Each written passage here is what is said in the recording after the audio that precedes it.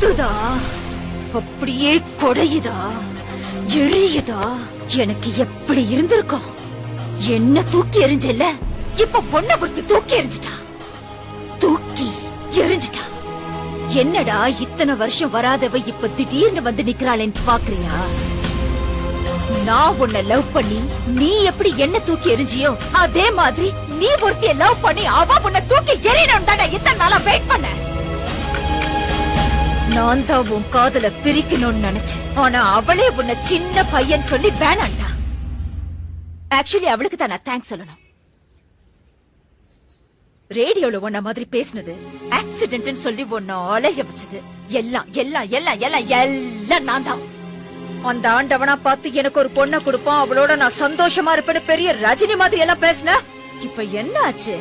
வச்சான் லாப்பு.